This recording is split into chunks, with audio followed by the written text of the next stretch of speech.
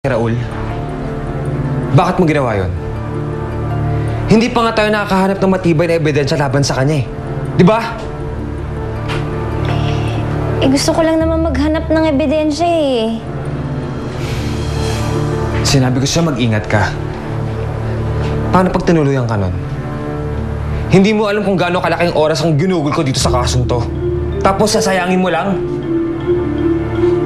Alvin, hindi ko sinasadya. Nagpadala kasi si Errol ng sulat tapos sakala... Baka naman mahal mo pa siya.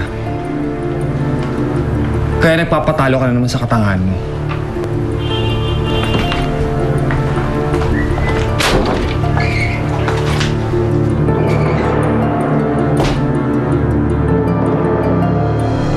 Totoo may gustong pumatay kay Noemi. Oo, Dario. At kung sino man yun, siguradong may alam din siya tungkol sa akin. Eh, bakit naman gusto niyang papatay si Noemi? Hindi ko alam. Pero mayroon akong kilalang isang taong matindi ang galit sa kanya. Si Yvette Tatalon. Posibleng siya, pero mag-iimbestiga pa rin ako. Kailangan ko munang malinis ang pangalan ko at kailangan mapatunayan ko kay Noemi na wala akong planong patayin siya. Magagawa ko lang yun kapag nalaman ko na ako sino ang totoong kriminal.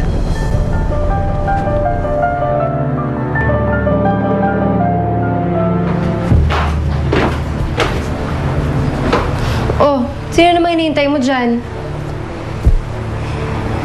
Si Alvin wala pa eh. Baka naman nagpalamig lang yun.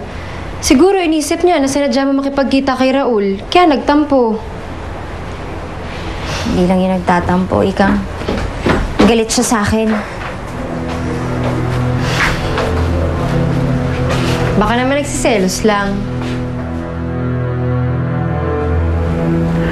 Hindi tumitigil ang mga tao ko sa pag-iimbestiga sa kaso.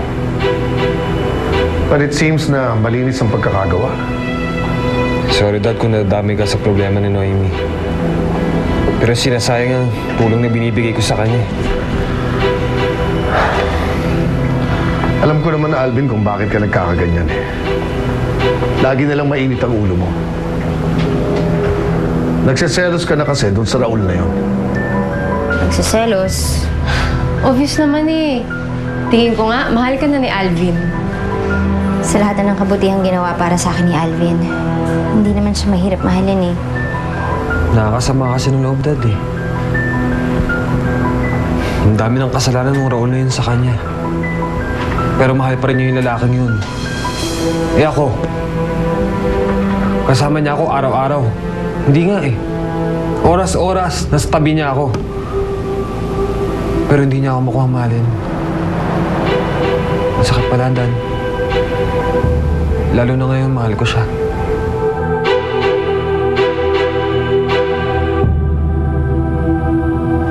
Pero sa tingin ko, Ikang, hindi pa talaga ngayon ang panahon. Lalo na nagkita na kami ni Raul. Ibang klase rin talaga yung Raul na yan, no? Nakagawa na naman ng paraan para lumabas ka. Siguro akala niya, kakayan-kayanin niya lang ako. Pero kahit ganito ako, lalaban ako sa kanya.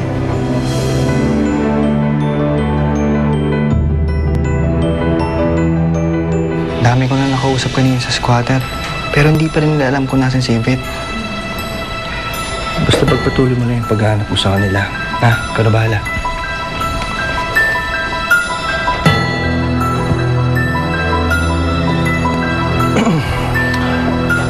Oh, may practice na naman ba kayo ni na Mitch? No. Hinahanda ko lang ang baril ko sa muling pagkikita namin ni Noemi. Tatablan ba ng bala ang isang multo? Well, there's only one way to find out kung talagang multo siya. Are you saying na baka buhay siya? Who knows, di ba? Baka naman talagang buhay siya at niloloko lang niya tayong lahat. E di, the next time na makita ko siya, uubusin ko itong bala ng baril ko sa kanya.